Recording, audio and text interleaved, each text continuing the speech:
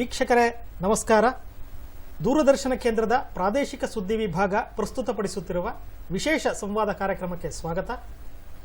ಭಾರತೀಯ ನ್ಯಾಯ ಸಂಹಿತೆ ಕುರಿತ ಇಂದಿನ ವಿಶೇಷ ಕಾರ್ಯಕ್ರಮದಲ್ಲಿ ನಮ್ಮೊಂದಿಗೆ ಹಿರಿಯ ವಕೀಲರ ಸಂಘದ ಉಪಾಧ್ಯಕ್ಷರು ಆದ DM ಲಿಂಗೇಗೌಡ ಅವರಿದ್ದಾರೆ. ಅವರಿಗೆ ನಾನು ಸ್ವಾಗತ ಕೋರುತ್ತೇನೆ. ಸರ್, ಈ ಭಾರತೀಯ ನ್ಯಾಯ ಸಂಹಿತೆ ಈ ಒಂದು ಮಹತ್ವದ ಕಾನೂನು ಮತ್ತು ಇದರೊಂದಿಗೆ ಇನ್ನೂ 2 ಅಪರಾಧ ಹೊಸ ಕಾನೂನುಗಳು ಜುಲೈ 1ರಿಂದ ದೇಶಾದ್ಯಂತ ಜಾರಿಗೊಳ್ತಾ ಇದ್ದಾವೆ. ಸೊ ಈ 3 ಕಾನೂನುಗಳ ಮಹತ್ವ ಏನು ಅಂತ ತಾವು ಹೇಳ್ತೀರಿ? ಸರಿ, ಈ ಹಿಂದೆ 1860ರಲ್ಲಿ ಲಾರ್ಡ್ ಮೆಕಾಲೆ ಅವರು ಏನು ಒಂದು ಲಾ ಕಮಿಷನ್ ಮಾಡಿ ಈ ಕಾನೂನನ್ನು ಸೃಷ್ಟಿ ಮಾಡಿದ್ರು, ಇದು ಅವತ್ತಿನ ಜನಗಳ ಮತ್ತು ಅವತ್ತಿನ ಅಪರಾಧಗಳ ಮನಸ್ಥಿತಿಗೆ ಅನುಗುಣವಾಗಿ ಮಾಡಿದಂಥ ಕಾನೂನಾಗಿತ್ತು. ತದನಂತರ ಸಾಕಷ್ಟು ಬದಲಾವಣೆಗಳು, ಬೆಳವಣಿಗೆಗಳು ಮತ್ತು ಕೆಲವು ಮೀಡಿಯಾಗಳು ಅಥವಾ ಎಲೆಕ್ಟ್ರಾನಿಕ್ ಡಿವೈಸ್ಗಳು ಬಂದಂಥ ಸಮಯದಲ್ಲಿ ಅಪರಾಧಗಳು ಜಾಸ್ತಿ ಆಗೋಕ್ಕೆ ಸ್ಟಾರ್ಟ್ ಆಯಿತು. ಆ ಸಮಯದಲ್ಲಿ ಅದಕ್ಕೆ ತಕ್ಕಾಗ ಅನುಗುಣವಾಗಿ ಈ ಒಂದು ನ್ಯಾಯ ಸಂಹಿತೆಯನ್ನು ಸರ್ಕಾರ ತಂದಿದೆ. ಕಾರಣ ಇದರಿಂದ ಏನು ಉದ್ದೇಶ ಅಂತಂದರೆ, ಏನು ಡಿಲೇ ಆಗ್ತಿದೆ ಕಾನೂನು ನ್ಯಾಯ ವಿತರಣೆ ಡಿಲೇ ಆಗ್ತದೆ, ಅದನ್ನು ಅತಿ ಜರೂರಾಗಿ ಪರಿಹಾರ ಮಾಡಲಿಕ್ಕೆ, ಕಾನೂನು ದೊರಕಿಸ್ಕೊಡ್ಲಿಕ್ಕೆ ಜನಗಳಿಗೆ ಒಂದು ಉಪಯೋಗ ಆಗ್ತದೆ. ಮತ್ತು ಅದರ ಜೊತೆಗೆ ಏನು ನೊಂದಿದ್ದಾರೆ ಜನಗಳು, ಅವ್ರಿಗೆ ಶೀಘ್ರ ಪರಿಹಾರ ಸಿಗಲಿಕ್ಕೆ ಇದರಿಂದ ಒಂದು ಅನುಕೂಲ ಆಗ್ತದೆ. ಮತ್ತು ಕೆಲವು ಹೊಸ ಕಾನೂನುಗಳನ್ನು ಇದರಿಂದ ಹಿಂದೆ ಇದ್ದಂಥ ಏನು CRPC, IPC ಅಥವಾ ಎವಿಡೆನ್ಸ್ ಆ್ಯಕ್ಟ್ ಅಂತ ಏನು ಹೇಳ್ತೀವಿ, ಅದರಲ್ಲಿ ಇಲ್ಲದೇ ಇದ್ದಂಥ ಕೆಲವು ಕಾನೂನುಗಳು ಇವತ್ತಿನ ದಿನಗಳಿಗೆ ಅನುಕೂಲವಾಗಿ ಅದನ್ನು ಮಾಡಿಕೊಟ್ಟಿದ್ದಾರೆ. ಅದರಿಂದ ಜನಗಳಿಗೆ ಆಗಲಿ ಅಥವಾ ನ್ಯಾಯ ವಿತರಣೆಯಲ್ಲಾಗಲಿ ಶೀಘ್ರ ಪರಿಹಾರ ಸಿಗಲಿಕ್ಕೆ ಇದರಿಂದ ಅನುಕೂಲ ಆಗ್ತಾ ಇದೆ. ಒಟ್ಟಾರೆ ಈ ಬದಲಾದ ಕಾಲಘಟ್ಟದಲ್ಲಿ ಇವತ್ತಿನ ಅಗತ್ಯತೆಗಳಿಗೆ ತಕ್ಕ ಹಾಗೆ ಈ ಕಾನೂನುಗಳನ್ನು ರೂಪಿಸಲಾಗಿದೆ ಅಂತ ತಾವು ಹೇಳ್ತೀರಿ? ಹೌದು. ಈಗ ನಾವು ಮಾತಾಡಿದ್ವಿ ಭಾರತೀಯ ನ್ಯಾಯ ಸಂಹಿತೆ, ಮತ್ತೆ ಭಾರತೀಯ ನಾಗರಿಕ ಸುರಕ್ಷಾ ಸಂಹಿತೆ, ಮತ್ತೆ ಭಾರತೀಯ ಸಾಕ್ಷ್ಯ ಅಧಿನಿಯಮ. ಹೌದು. ಸೊ ಈ 3 ಹೊಸ ಅಪರಾಧ ಕಾನೂನುಗಳು ಕಳೆದ ಡಿಸೆಂಬರ್ನಲ್ಲಿ ಸಂಸತ್ನಲ್ಲಿ ಅಂಗೀಕಾರಗೊಂಡಿದ್ದವು. ಹಾಗೆಯೇ ಇದಕ್ಕೆ ರಾಷ್ಟ್ರಪತಿ ಅಂಕಿತ ಕೂಡ ಬಿದ್ದಿತ್ತು. ಈ 3 ಕಾನೂನುಗಳು ಕ್ರಮವಾಗಿ 1860ರ IPC ಮತ್ತು 1898ರ ಕೋಡ್ ಆಫ್ ಕ್ರಿಮಿನಲ್ ಪ್ರೊಸೀಜರ್ ಹಾಗೂ 1872ರ ಇಂಡಿಯನ್ ಎವಿಡೆನ್ಸ್ ಆಕ್ಟ್ ಇವುಗಳ ಬದಲಾಗಿ ಜಾರಿಗೊಳ್ತಾ ಇದ್ದಾವೆ ಅಂತ ತಾವು ಆಗಲೇ ಇದರ ಬಗ್ಗೆ ಜಸ್ಟ್ ಉಲ್ಲೇಖ ಮಾಡಿದ್ರಿ. ಒಟ್ಟಾರೆ ಈ ಬ್ರಿಟಿಷ್ ವಸಾಹತು ಕಾಲದ ಈ ಹಳೆಯ ಕಾನೂನುಗಳ ಬದಲಾಗಿ ಈ ಹೊಸ 3 ಕಾನೂನುಗಳು ಬರ್ತಾ ಇದ್ದಾವೆ. ಬಟ್ ಹಳೆ ಕಾಲದ ಈ ಕಾನೂನುಗಳಲ್ಲಿ ಯಾವ ರೀತಿ ಅವುಗಳಲ್ಲಿ ನ್ಯೂನತೆಗಳು ಇದ್ದವು ಅಂತ ತಾವು ಹೇಳ್ತೀರಿ? ಸರ್, ಇದರಲ್ಲಿ ಇವಾಗ ಏನು ಕ್ರಿಮಿನಲ್ ಏನು ಹೇಳ್ತೀವಿ, ಕ್ರಿಮಿನಲ್ ಪ್ರೊಸೀಜರ್ ಕೋಡ್ ಅಂತ ಏನು ಹೇಳ್ತೀವಿ, CRPC, ಅದರ ಬದಲು ಭಾರತೀಯ ನಾಗರಿಕ ಸುರಕ್ಷಾ ಕಾಯ್ದೆ ಸಂಹಿತೆ ಅಂತ ತರ್ತಾ ಇದ್ದಾರೆ. ಇದರಲ್ಲಿ ಇರುವಂಥದ್ದು ಏನಂತಂದರೆ, ಕೆಲವು ಬಿಟ್ಟೋಗಿದ್ದಂಥ ಕೆಲವು ಸೆಕ್ಷನ್ಗಳನ್ನ ಆಡ್ ಮಾಡಿದ್ದಾರೆ. ಉದಾಹರಣೆಗೆ ಇದರಲ್ಲಿ ಏನಾಗ್ತದೆ, ಅಂತ ಹೊಸದಾಗಿ ಸೇರಿಸಿದ್ದಾರೆ. ಹಿಂದೆ ಏನಾಗಿತ್ತು, ಚೀಫ್ ಮೆಟ್ರೋಪಾಲಿಟನ್ ಮ್ಯಾಜಿಸ್ಟ್ರೇಟ್ ಅಂತ ಇತ್ತು ಮೆಟ್ರೋಪಾಲಿಟನ್ ಸಿಟಿಗೆ. ಈಗ ಅದನ್ನು ತೆಗೆದು ಎಂಟೈರ್ ಸ್ಟೇಟ್ಗೆ ಚೀಫ್ ಜುಡಿಷಿಯಲ್ ಮ್ಯಾಜಿಸ್ಟ್ರೇಟ್, ಒಂದು ಜಿಲ್ಲೆಗೆ ಒಬ್ಬೊಬ್ಬರು ಕೊಟ್ಟಿದ್ದಾರೆ. ಅದ್ರ ಜೊತೆಗೆ ಸಬಾರ್ಡಿನೇಟ್ ಜುಡಿಷಿಯಲ್ ಮ್ಯಾಜಿಸ್ಟ್ರೇಟ್ ಅಂತ ಕೊಡ್ತಾರೆ. ಮತ್ತು ಹೈಕೋರ್ಟಿನ ಒಂದು ಕನ್ಸರ್ನ್ ಜೊತೆಗೆ ಸರ್ಕಾರ ಒಂದು ಸ್ಪೆಷಲ್ ಜಡ್ಜನ್ನ ಕೂಡ ನಾಮಿನೇಟ್ ಮಾಡ್ಬೋದು ಅಥವಾ ಅಪಾಯಿಂಟ್ ಮಾಡ್ಬೋದು. ಕಾರಣ ಏನಕ್ಕೆ ಅಂತಂದರೆ, ಯಾವುದೋ ಒಂದು ಸ್ಪೆಷಲ್ ಕೇಸ್ ಅಥವಾ ಯಾವುದೋ ಒಂದು ಕಮ್ಯುನಿಟಿಗೆ ಸಂಬಂಧಪಟ್ಟಂಥ ಘಟನೆಗಳು ನಡೆದಂಥ ಸಮಯದಲ್ಲಿ ಆಗ ಆ ನ್ಯಾಯಾಧೀಶನ ಅಲ್ಲಿ ನೇಮಕ ಮಾಡ್ಬೋದು ಸರ್ಕಾರ, ಒಂದು ಉಚ್ಚ ನ್ಯಾಯಾಲಯದ ಅನುಮತಿ ಮೇರೆಗೆ. ಹಿಂದೆ ಈ ಥರ ಯಾವುದು ಇರಲಿಲ್ಲ. ಮತ್ತು ಎಲೆಕ್ಟ್ರಾನಿಕ್ ಮೀಡಿಯಾಗಳದ್ದು ಏನು ಇಲ್ಲದೆ ಇದ್ದಂಥ ಟೈಮಲ್ಲಿ ಆವಾಗ ಅದನ್ನು ಏನು ಸೆಕ್ಷನ್ ಇರಲಿಲ್ವೋ, ಈಗ ಆ ಹೊಸ ಸೆಕ್ಷನನ್ನು ಅದಕ್ಕೆ ಸೇರಿಸಿದ್ದಾರೆ. ಅದರ ಸೆಕ್ಷನ್ ಪ್ರಕಾರ ಏನು ಹೇಳ್ತೀವಿ ಅಂತಂದರೆ, ಇವಾಗ ಸೆಕ್ಷನ್ 2(1)A ಅಂತ ಹೇಳ್ತೀವಿ. 2(1)A ಪ್ರಕಾರ ಆಡಿಯೋ ಮತ್ತು ವಿಡಿಯೋ ಎಲೆಕ್ಟ್ರಾನಿಕ್ ಮೀಡಿಯಾನ ತಗೊಳ್ಬೋದು, ಸಾಕ್ಷಿಯಾಗಿ ಎವಿಡೆನ್ಸ್ ಆಗಿ ತಗೋಬೋದು ಅಂತೇಳಿ ಅದನ್ನು ಭಾರತೀಯ ನಾಗರಿಕ ಸುರಕ್ಷಾ ಸಂಹಿತೆಯಲ್ಲಿ ಸೇರಿಸಿದ್ದಾರೆ. ಹಿಂದೆ ಅದು ಇರಲಿಲ್ಲ. ಮತ್ತು ಎಲೆಕ್ಟ್ರಾನಿಕ್ ಕಮ್ಯುನಿಕೇಷನ್ ಏನಿತ್ತು, ಇವಾಗ ಬರವಣಿಗೆ ಮೂಲಕ ಆಗಿದ್ದಂಥದ್ದು, ಮಾತಿನ ಮೂಲಕ ಆಗಿದ್ದಂಥದ್ದು, ಇವನ್ನೆಲ್ಲ ತಗೊಳ್ಬೋದು. ಮೊದಲು ಇದು ಯಾವುದೂ ಇರಲಿಲ್ಲ. ಇವೆಲ್ಲ ಹೊಸದಾಗಿ ಬಂದಿರೋ ಕಾನೂನಿನಲ್ಲಿ ಜನಗಳಿಗೆ ಮತ್ತು ಸಾಕ್ಷಿದಾರರಿಗೆ ಅಥವಾ ಏನು ನೊಂದಿರ್ತಾರೆ ಅವ್ರಿಗೆ ಅನುಕೂಲ ಆಗೋ ರೀತಿಯಲ್ಲಿ ಒಂದು ಕಾನೂನನ್ನು ರೂಪಿಸಿದ್ದಾರೆ. ಇನ್ನು ಭಾರತೀಯ ನ್ಯಾಯಿಕ ಸಂಹಿತೆಯಲ್ಲಿ ಏನಾಗ್ತಿದೆ, ಟೋಟಲ್ ಅದಿದ್ದು 511 ಸೆಕ್ಷನ್ ಇತ್ತು. ಈಗ ಅದನ್ನು ಇಳಿಸಿ ಅದನ್ನು ಒಟ್ಟು 358 ಸೆಕ್ಷನ್ಗಳು ಇಳಿಸಿದ್ದಾರೆ. ಆ 358 ಸರಳೀಕರಣ ಮಾಡಿದ್ದಾರೆ. ಸರಳೀಕರಣ ಅಲ್ಲ, ಸಿಂಪಲ್ ಮಾಡಿದ್ದಾರೆ. ಉದಾಹರಣೆಗೆ ಏನಂತಂದ್ರೆ ಆ IPC-ನಲ್ಲಿ ಅಂದ್ರೆ ಇವಾಗ ಇದು ನಾಗರಿಕ ನ್ಯಾಯಿಕ ಸಂಹಿತೆ ಏನಿದೆ, ಸುರಕ್ಷಾ ಸಂಹಿತೆ, ಅದರಲ್ಲಿ ಏನಾಗಿದೆ ಸೆಕ್ಷನ್ 2ನಲ್ಲಿ ಸುಮಾರು ಒಂದು 6 ರಿಂದ 52 ಸೆಕ್ಷನ್ಗಳು ಬೇರೆ ಇತ್ತು. ಉದಾಹರಣೆಗೆ ಸರ್ಕಾರಿ ನೌಕರ ಅಂದ್ರೆ ಏನು, ನ್ಯಾಯಾಧೀಶರು ಅಂದ್ರೆ ಏನು, ನ್ಯಾಯಾಲಯ ಅಂದ್ರೆ ಏನು ಅಂತಿತ್ತು. ಅದನ್ನೆಲ್ಲ ಒಂದೇ ಕಾಲಮ್ನ ಕೆಳಗಡೆ ಬಂದಿದ್ದಾರೆ. ಅದರಿಂದ ಏನಾಗ್ತದೆ, ಆ ಸೆಕ್ಷನ್ಸ್ ಎಲ್ಲ ಉಳಿತಾಯ ಆಗಿದೆ. ಮತ್ತೆ ಅದರಲ್ಲಿ ಏನಾಗಿದೆ, ಮೊದಲು ಇವಾಗ ಉದಾಹರಣೆಗೆ ಒಬ್ಬ ಡಾಕ್ಟ್ರು ತನ್ನ ಮೆಡಿಕಲ್ ನೆಗ್ಲಿಜೆನ್ಸ್ ಅಲ್ಲಿ ಏನಾರು ಆದರೆ ಆತನಿಗೆ ಶಿಕ್ಷೆ ಆಗಲಿಕ್ಕೆ ಬೇರೆ ಸೆಕ್ಷನ್ಸ್ ಇರಲಿಲ್ಲ. ಅದನ್ನು 106ರಲ್ಲಿ ಇಂಪ್ಲಿಮೆಂಟ್ ಮಾಡಿದ್ದಾರೆ. ಮತ್ತೆ ಇವಾಗ ಒಬ್ಬ ಮನುಷ್ಯನ ಜೀವನ ತೆಗೆದಿರೋ ಒಬ್ಬ ವ್ಯಕ್ತಿ ಯಾರೋ ಹೋಗ್ತಾ ಇರ್ತಾನೆ, ಇವಾಗ ತಾವು ಕೇಳಿದಿರಿ, ಫುಟ್ಪಾತ್ ಮೇಲೆ ಹೋಗ್ತಿರ್ಬೇಕಾದ್ರೆ ಕಾರ್ ಹತ್ತಿಸ್ತಾರೆ, ಅದೆಲ್ಲ ಮಾಡ್ತಾರೆ. ಅದನ್ನು 106ರಲ್ಲಿ ಸೇರಿಸಿ ಅದಕ್ಕೆ 10 ವರ್ಷಗಳ ಶಿಕ್ಷೆಯನ್ನು ಮಾಡಿದ್ದಾರೆ. ಮೊದಲು ಇದು ಯಾವುದೂ ಇರಲಿಲ್ಲ. ಇದೆಲ್ಲ ಏನಂದ್ರೆ ಜನರ ಸುರಕ್ಷತೆಗೋಸ್ಕರ ಮಾಡಿರುವಂಥ ಕಾನೂನಾಗಿದೆ. ಆವಾಗಲೇ ಹೇಳಿದ್ರಿ, ಈ ಹೊಸ ಕಾನೂನುಗಳ ಅನುಸಾರ ಈ ಎಲೆಕ್ಟ್ರಾನಿಕ್ ಸಾಕ್ಷ್ಯಗಳನ್ನು ಕೂಡ ಇದರಲ್ಲಿ ಪರಿಗಣಿಸಲಾಗುತ್ತೆ ಅಂತ ಹೇಳಿದ್ರಿ. ಮತ್ತೆ ಇನ್ನೊಂದು ಮುಖ್ಯವಾದ ಅಂಶ ಅಂತಂದ್ರೆ, ಈ ಮುಂಚೆ ನಾವೇನು FIR ಅಂತ ಹೇಳ್ತಿದ್ವಿ, ಪ್ರಥಮ ಮಾಹಿತಿ ವರದಿ ಅಂತ, ಸೊ ಅದನ್ನು ಕೂಡ ಈ ಹೊಸ ಕಾನೂನುಗಳ ಅನುಸಾರ ಎಲೆಕ್ಟ್ರಾನಿಕ್ ಮೂಲಕ ರಿಜಿಸ್ಟರ್ ಮಾಡೋದಕ್ಕೆ, ಅಂದ್ರೆ ನೋಂದಣಿ ಮಾಡೋದಕ್ಕೆ ಅವಕಾಶವನ್ನ ಕಲ್ಪಿಸಿರೋದು ಕೂಡ ಇದರಲ್ಲಿ ಇದೆ. ಸೊ ಹಾಗೆ ಒಟ್ಟಾರೆ ಈ ಕ್ರಮಗಳೆಲ್ಲ ನಮ್ಮ ತನಿಖೆಯಲ್ಲಿ ಮತ್ತೆ ವಿಚಾರಣೆಯಲ್ಲಿ ಯಾವ ರೀತಿ ಬದಲಾವಣೆ ತರುತ್ತೆ ಅಂತ ತಾವು ಹೇಳ್ತೀರಿ? ಸರ್, ಇದೇನಂತಂದ್ರೆ, ಮೊದಲು ಕೈ ಬರವಣಿಗೆಯಲ್ಲಿ ಪ್ರಥಮ ವರ್ತ ಮಾಹಿತಿನ ನ್ಯಾಯಾಲಯಕ್ಕೆ ಕಳಿಸ್ಕೊಡ್ತಿದ್ರು. ಆ ಸಮಯದಲ್ಲಿ ಏನಾಗ್ತಿತ್ತು ಅಂತಂದ್ರೆ, ಅಲ್ಲಿ ಸ್ಟೇಷನ್ಗಳಲ್ಲಿ, ಠಾಣೆಗಳಲ್ಲಿ ಪ್ರಥಮ ವರ್ತಮಾನ ವರದಿಯನ್ನ ಪ್ರಿಪೇರ್ ಮಾಡಿ ಮಾನ್ಯ ನ್ಯಾಯಾಲಯಕ್ಕೆ ಕಳಿಸ್ಬೇಕಾದಾಗ ಅದು ವಿಳಂಬ ಆಗ್ತಿತ್ತು. ಆ ವಿಳಂಬ ಆಗ್ತಿದ್ದು ಆರೋಪಿಗಳಿಗೆ ಅನುಕೂಲ ಆಗ್ತಿತ್ತು. ನಮ್ಮಲ್ಲಿ ಏನಾಗ್ತದೆ, delay in sending FIR is fatal to the prosecution ಅಂತ ಒಂದು ಪದ ಇದೆ. ಮತ್ತೆ ಅದಕ್ಕೆ ಸಂಬಂಧಪಟ್ಟಂಗೆ ಕೆಲವು ಸುಪ್ರೀಂ ಕೋರ್ಟ್ಗಳು, ಹೈಕೋರ್ಟ್ಗಳು ಜಡ್ಜ್ಮೆಂಟ್ಗಳಿದೆ. ಈಗ ಈ ಎಲೆಕ್ಟ್ರಾನಿಕ್ ಮೀಡಿಯಾದಲ್ಲಿ ಬಂದಿರೋದ್ರಿಂದ ಇವಾಗ ಯಾವುದೇ ಒಬ್ಬ ವ್ಯಕ್ತಿ, ನೊಂದ ವ್ಯಕ್ತಿ ಆವಾಗ ಒಂದು ಫಿರ್ಯಾದಿನ ಕೊಟ್ಟಂತ ಸಮಯದಲ್ಲಿ ಅದು ತಕ್ಷಣದಿಂದನೇ FIRಗೆ ಆನ್ಲೈನಲ್ಲಿ ಬಂದ್ಬಿಡುತ್ತೆ. ಆ ಬಂದಂಥ ಸಮಯದಲ್ಲಿ ಅದು ಡಿಲೇ ಅನ್ನೋ ಪ್ರಶ್ನೆ ಬರೋದಿಲ್ಲ, ವಿಳಂಬ ಅನ್ನೋ ಪ್ರಶ್ನೆ ಬರೋದಿಲ್ಲ. ಇದೆಲ್ಲ ನೋಡಿದಂಥ ಸಮಯದಲ್ಲಿ ಇದು ಏನು ನೊಂದಿದ್ದಾರೆ ಅಥವಾ ತೊಂದರೆಗೆ ಅನುಭವಿಸಿದ್ದಾರೆ ಅವ್ರಿಗೆ ಅನುಕೂಲ ಆಗ್ಲಿಕ್ಕೆ ತುಂಬ ಅನುಕೂಲ ಆಗ್ತದೆ, ತೊಂದರೆ ಆಗ್ತದೆ. ಮತ್ತೆ ಅವ್ರು ಏನು ಇದಾಗಿದೆ, ನೊಂದ ವ್ಯಕ್ತಿಗಳು ಅಥವಾ ಏನು ವಿಕ್ಟಿಮ್ಸ್ ಅಂತ ಹೇಳ್ತೀವಿ, ಅವರು ಅದನ್ನ ಆನ್ಲೈನಲ್ಲಿ ಅಂದ್ರೆ ಏನು ಮೀಡಿಯಾದಲ್ಲಿ ಇದೆಯಲ್ಲ, ಮೀಡಿಯಾದಲ್ಲಿ ತಗೊಳ್ಳಿಕ್ಕೂ ಅನುಕೂಲ ಇದೆ ಅವರಿಗೆ. ಇವೆಲ್ಲ ಅನುಕೂಲಗಳನ್ನ ಈ ಸಂಹಿತೆಯಿಂದ ಅನುಕೂಲ ಮಾಡಿಕೊಟ್ಟಿದ್ದಾರೆ. ಒಟ್ಟಾರೆ ಸಂತ್ರಸ್ತರಿಗೆ ಮತ್ತೆ ಅರ್ಜಿದಾರರಿಗೆ ಮೂರು ಕಾನೂನುಗಳು ಅನುಕೂಲ ಮಾಡಿಕೊಡುತ್ತವೆ ಅಂತ ತಾವು ಹೇಳ್ತೀವಿ. ಹೌದು. ಮತ್ತೆ ಈಗ ನಾವು ಈ ಮಹಿಳೆಯರು ಮತ್ತು ಮಕ್ಕಳ ವಿರುದ್ಧದ ಅಪರಾಧಗಳ ಬಗ್ಗೆ ಸಮಾಜ ಮತ್ತೆ ಮಾಧ್ಯಮ ತುಂಬ ಗಮನ ಕೊಡ್ತಾ ಇರೋದನ್ನ ನಾವು ಗಮನಿಸಬಹುದು. ಮತ್ತೆ ಈ ಒಂದು ಹೊಸ ಕಾನೂನುಗಳ ಅಡಿಯಲ್ಲಿ ನ್ಯಾಯಾಧೀಶರು ತಮ್ಮ ವಿವೇಚನೆ ಅನುಸಾರ ಶಿಕ್ಷೆಯ ಪ್ರಮಾಣವನ್ನು ಹೆಚ್ಚಿಸುವ ಅಥವಾ ಬದಲಾವಣೆ ಮಾಡುವ ಅವಕಾಶ ಕೂಡ ಇದೆ ಅಂತ ಹೇಳಲಾಗ್ತಾ ಇದೆ. ನಾವು ಇದ್ರ ಬಗ್ಗೆ ಏನು ಹೇಳ್ತೀರಿ ಅಂತ? ಸರ್, ಇದರಲ್ಲಿ ಏನಾಗಿತ್ತು, ಹಿಂದೆ ಇದ್ದಂಥ IPC ಅಂತ ಹೇಳ್ತೀವಿ, ಭಾರತ ದಂಡ ಸಂಹಿತೆ ಏನಿತ್ತು, ಆ ಭಾರತ ದಂಡ ಸಂಹಿತೆಯಲ್ಲಿ ಈ ಒಂದು ಹೊಸ ಕಾನೂನು ಪ್ರಕಾರ ಏನಿರಲಿಲ್ಲ. ಆದರೆ ಈಗ ಬಂದಿರುವಂಥ ಭಾರತ ನ್ಯಾಯಿಕ ಸಂಹಿತೆ ಏನಿದೆ ಅದರ ಪ್ರಕಾರ ಈ ಮಕ್ಕಳುಗಳೇನಿದ್ದಾರೆ ಅದು ಸೆಕ್ಷನ್ 95ರಿಂದ 99ವರೆಗೂ ಕೆಲವು ಕಾನೂನುಗಳನ್ನ ಸೇರಿಸಿ ಮಾಡಿದ್ದಾರೆ. ಅದರಲ್ಲಿ ಏನಿದೆ ಅಂತಂದರೆ, ಒಬ್ಬ ವ್ಯಕ್ತಿ ಒಂದು ಮಗುನ ಯಾರಾದರೂ ಒಬ್ಬರು ಅಪಹರಿಸಿದ್ರೆ ಅಥವಾ ಅವರ ಗಾರ್ಡಿಯನ್ ಅವರ ಪೋಷಕರಿಂದ ಮಗುನ ತಗೊಂಡು ಬಂದರೆ ಅದು ಒಂದು ಅಪರಾಧವಾಗಿ ಪರಿಗಣಿಸ್ತದೆ. ಅಥವಾ ಯಾರಾದರೂ ಆ ಮಕ್ಕಳುಗಳನ್ನ ಆ ಬೇರೆ ಒಂದು ಕೃತ್ಯಕ್ಕೆ, ಅಪರಾಧ ಕೃತ್ಯಕ್ಕೆ ಬಳಸ್ಕೊಂಡ್ರೆ ಅದು ಒಂದು ಅಪರಾಧವಾಗಿ ಪರಿಗಣಿಸ್ತದೆ. ಹೀಗೆ ಅದರಲ್ಲಿ ಕೆಲವು ಸೆಕ್ಷನ್ಗಳು 95ರಿಂದ 99ವರೆಗೂ ಏನು ಮಾಡಿದ್ದಾರೆ ಸೆಕ್ಷನ್ಗಳು, ಅದರಲ್ಲಿ ಒಂದೊಂದಕ್ಕೆ ಒಂದೊಂದನ್ನು ಮಕ್ಕಳುಗಳ ಮೇಲೆ ಆಗುವಂಥ ಪರಿಣಾಮಗಳ ಬಗ್ಗೆ ಕಾನೂನು ಮಾಡಿದ್ದಾರೆ. ಈ ಹಿಂದೆ ಇದ್ದಂಥ ಭಾರತ ದಂಡ ಸಂಹಿತೆಯಲ್ಲಿ ಅದ್ಯಾವುದೂ ಇರಲಿಲ್ಲ. ಈಗ ಹೊಸದಾಗಿ ಬಂದಿರುವಂಥ ಭಾರತ ನ್ಯಾಯಿಕ ಸಂಹಿತೆಯಲ್ಲಿ ಇದನ್ನು ಇಂಪ್ಲಿಮೆಂಟ್ ಮಾಡಿದ್ದಾರೆ. ಅದೇ ರೀತಿ ಈ ಒಂದು ಕ್ರೋಢೀಕರಣ ಅಂದರೆ ಆರ್ಗನೈಸ್ಡ್ ಕ್ರೈಮ್ ಅಂತ ಏನು ಹೇಳ್ತೀವಿ, ಸೆಕ್ಷನ್ 111 ಪ್ರಕಾರ ಕೆಲವು ಅಪರಾಧಗಳನ್ನೆಲ್ಲ ಸೇರಿ ಒಟ್ಟುಗೂಡಿಸಿ ಒಂದಕ್ಕೆ ಮಾಡಿದ್ದಾರೆ. ಉದಾಹರಣೆ ಕಳ್ತನ ಮಾಡುವಂಥದ್ದು ಅಥವಾ ಭೂಗಾಳರಿಗೆ ಸಂಬಂಧಪಟ್ಟಿದ್ದು, ಇದು ಯಾವುದೂ ಕೂಡ ಭೂಗಾಳರದು ಅಥವಾ ಬೇರೆ ರೀತಿಯದ್ದು ಯಾವುದೂ ಇರಲಿಲ್ಲ. ಅದರಲ್ಲಿ ಅದಕ್ಕೆ ಆದ ಸೆಕ್ಷನ್ ಏನು ಇರಲಿಲ್ಲ ಹಿಂದೆ ಇದ್ದಂಥ ಭಾರತ ದಂಡ ಸಂಹಿತೆಯಲ್ಲಿ. ಈಗ ಬಂದಿರೋಂಥ ಹೊಸ ಕಾನೂನಿನಲ್ಲಿ ಇದನ್ನೆಲ್ಲ ಸೇರಿಸಿ ಸೆಕ್ಷನ್ 111 ಪ್ರಕಾರ ಕ್ರೋಢೀಕರಣ ಅಪರಾಧ ಅಂತ ಹೇಳಿ ಮಾಡಿ ಸೇರಿಸಿದ್ದಾರೆ. ಅದರಲ್ಲಿ ಇದರ ಉದ್ದೇಶ ಕನ್ಸಾಲಿಡೇಟ್ ಮಾಡಿದ್ದಾರೆ. ಇದರಿಂದ ಏನಂತಂದ್ರೆ, ಯಾರು ನೊಂದಿದ್ದಾರೆ ಅವ್ರಿಗೆ ಬೇಗ ಪರಿಹಾರ ಸಿಗಲಿ ಅನ್ನೋ ಅಂಥದ್ದನ್ನ ಕಾನೂನನ್ನು ತುಂಬಾ ಅನುಕೂಲ ಆಗ್ತಾ ಇದೆ ಸರ್ ಇದು.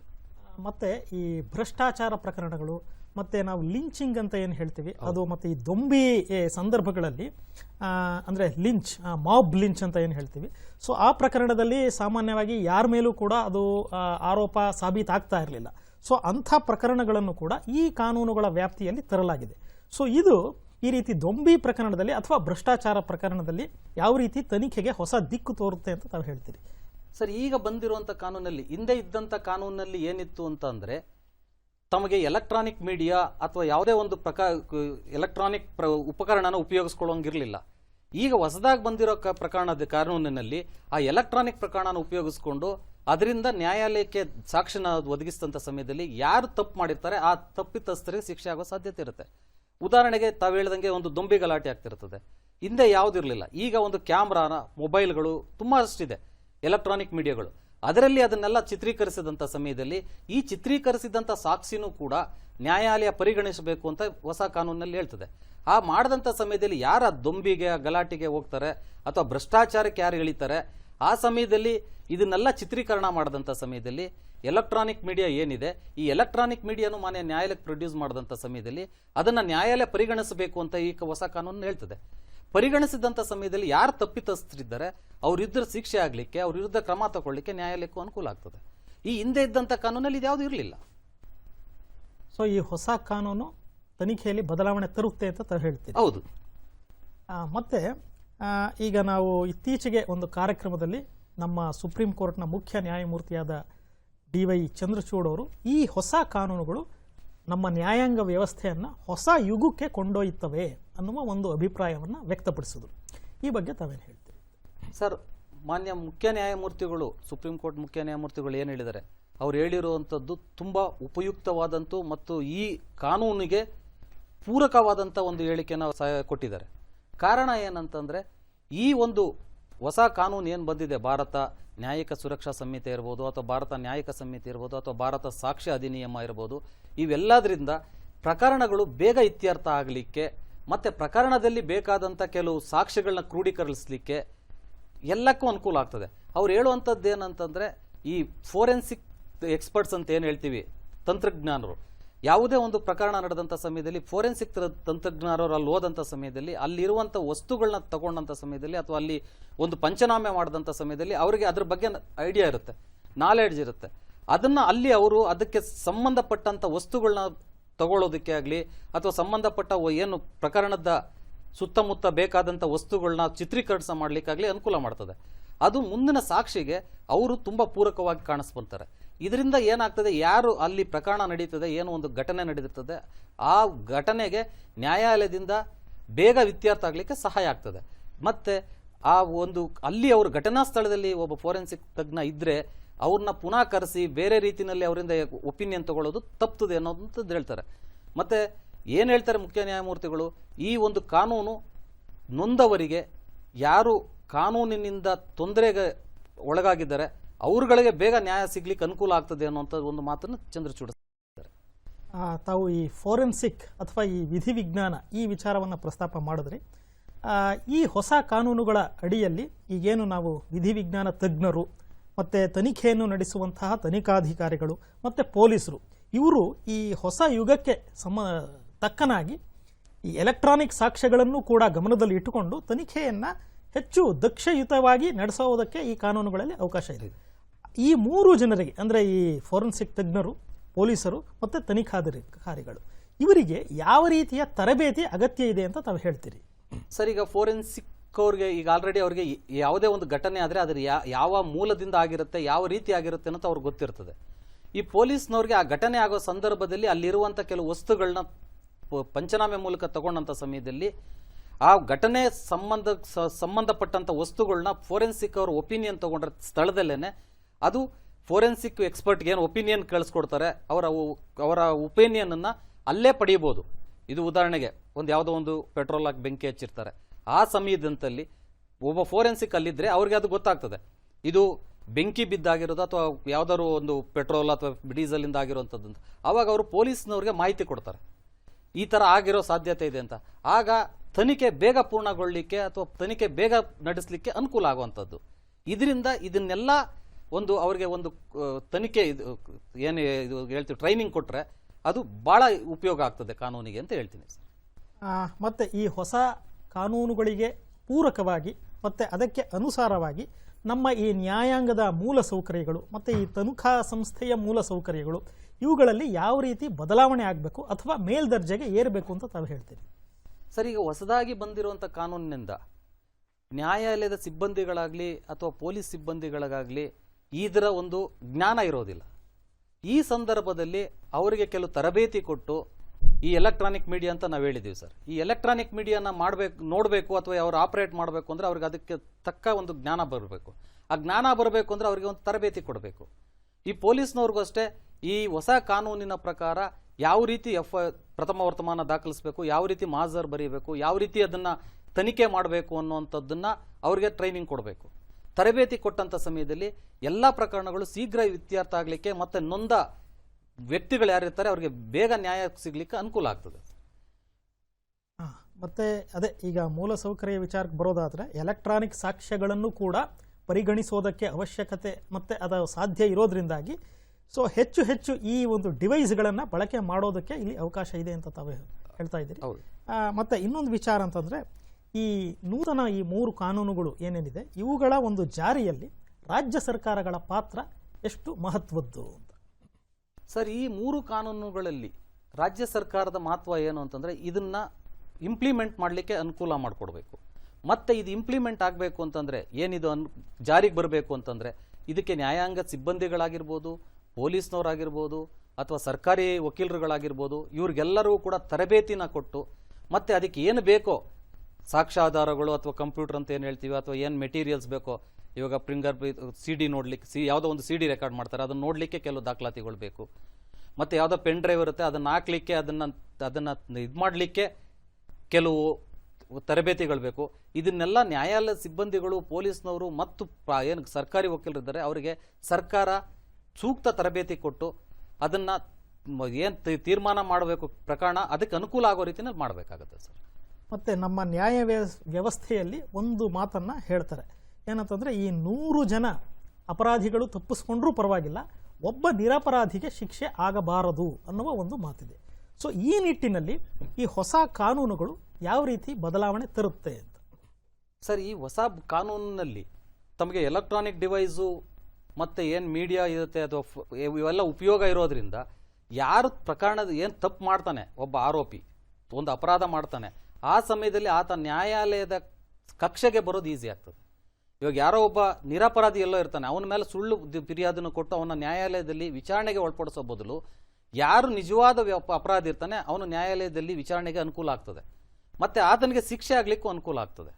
ಈ ನಿಟ್ಟಿನಲ್ಲಿ ಏನಿದೆ ಈ ಹೊಸ ಕಾನೂನಿಂದ ಬೇಗ ಇತ್ಯರ್ಥ ಆಗಿ ಆತನಿಗೆ ಶಿಕ್ಷೆ ಆಗಲಿಕ್ಕೆ ಅನುಕೂಲ ಆಗ್ತದೆ.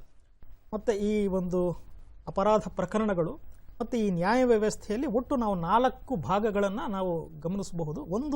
ಮೊದಲನೇದು ಒಂದು ಪ್ರಕರಣ ಘಟನೆ ನಡೆದಿದ್ದು, ಎರಡನೆಯದು ತನಿಖೆ, ಮೂರನೇದು ನ್ಯಾಯಾಲಯದಲ್ಲಿ ನಡೆಯುವಂಥ ವಾದ ವಿವಾದ, ಮತ್ತು 4ನೇ ಘಟ್ಟದಲ್ಲಿ ಅದು ತೀರ್ಪು.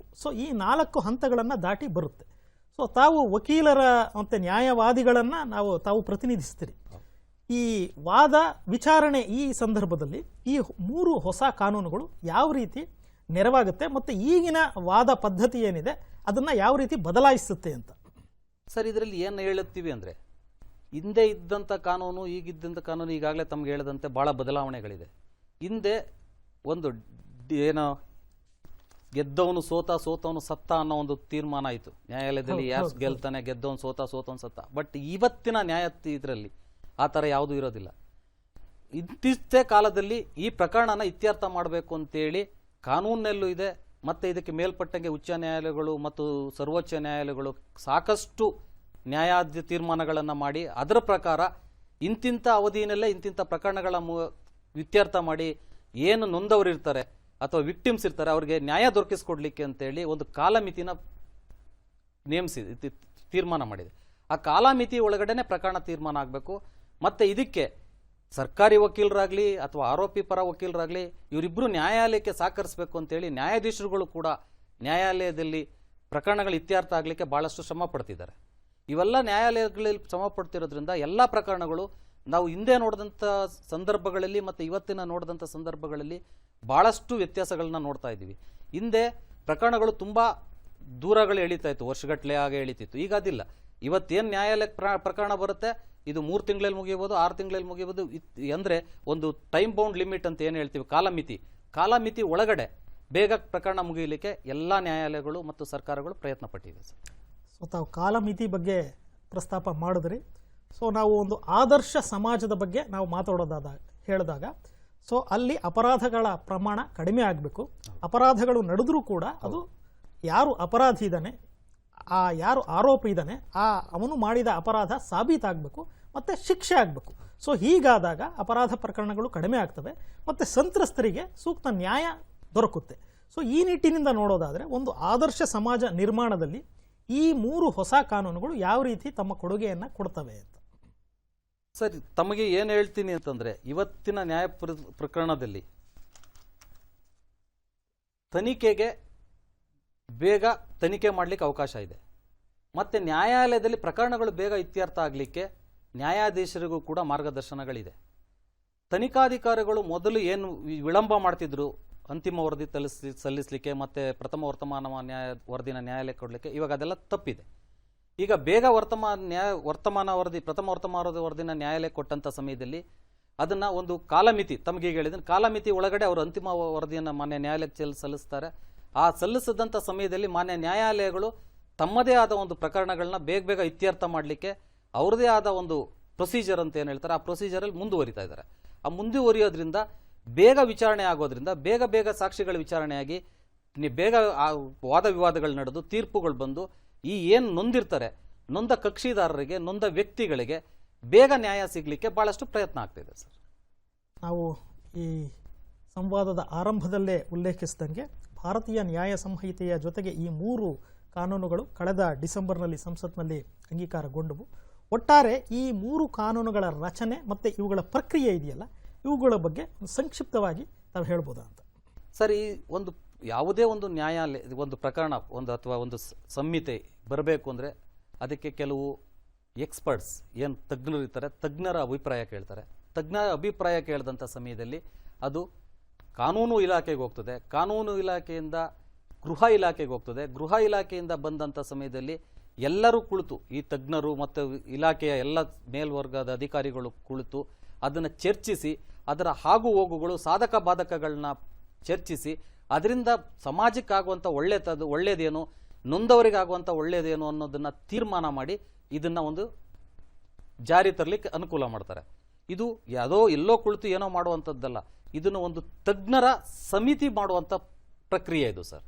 ಮತ್ತೆ ಈಗ ಇದಾದಂಥ ಸಮಯದಲ್ಲಿ ಫೆಬ್ರವರಿ 27ರಲ್ಲಿ 2024 ಫೆಬ್ರವರಿ 27ರಲ್ಲಿ ಗೃಹ ಇಲಾಖೆ ಎಲ್ಲ ಏನು ಮಿನಿಸ್ಟ್ರಿ ಆಫ್ ಸೆಕ್ರೆಟರೀಸ್ ಅಂತ ಏನು ಹೇಳ್ತಾರೆ, ಎಲ್ಲ ಇಲಾಖೆಯ ಕಾರ್ಯದರ್ಶಿಗಳಿಗೆ ಒಂದು ಸುತ್ತೋಲೆ ಹೊರಡಿಸಿ ಇದನ್ನು ಸಾರ್ವಜನಿಕರಿಗೆ ಈ ಕಾನೂನಿನ ಬಗ್ಗೆ ತಿಳಿ ಹೇಳಿ, ಇದರಿಂದ ಏನು ಮಧ್ಯವರ್ತಿಗಳಿರ್ತಾರೆ ಅಂದರೆ ಲಾ ಅಡ್ವೊಕೇಟ್ಸ್ ಇರ್ಬೋದು ಅಥವಾ ನ್ಯಾಯಾಲಯಗಳು, ಇದನ್ನ ಅವರಿಗೆ ತಿಳಿ ಹೇಳಿ ಇದರಿಂದ ಜಾಗೃತಿ ಮೂಡಿಸಿ ಆಗೋ ಪರಿಣಾಮಗಳು ಮತ್ತೆ ಅದನ್ನ ಅಪರಾಧಗಳಿಗೆ ಜನಗಳು ಇಳಿದೇ ಇರೋ ರೀತಿಯಲ್ಲಿ ಅಥವಾ ಅದರಲ್ಲಿ ಇನ್ವಾಲ್ವ್ ಆಗದೇ ಇರೋ ರೀತಿಯಲ್ಲಿ ಎಚ್ಚರಿಕೆ ವಹಿಸಿ ಅಂತ ಹೇಳಿ ಕೂಡ ಒಂದು ಸುತ್ತೋಲೆಯನ್ನು ಕೊಟ್ಟಿದೆ. ಇದು ಒಟ್ಟಾರೆ ಈ ಭಾರತೀಯ ನ್ಯಾಯ ಸಂಹಿತೆ ಸೇರಿದಂತೆ ಈ 3 ನೂತನ ಹೊಸ ಅಪರಾಧ ಕಾನೂನುಗಳು ನಮ್ಮ ಸಮಾಜದ ಇವತ್ತಿನ ಅಗತ್ಯತೆಗಳಿಗೆ ತಕ್ಕಂತೆ ರೂಪಿಸಲಾಗಿದೆ.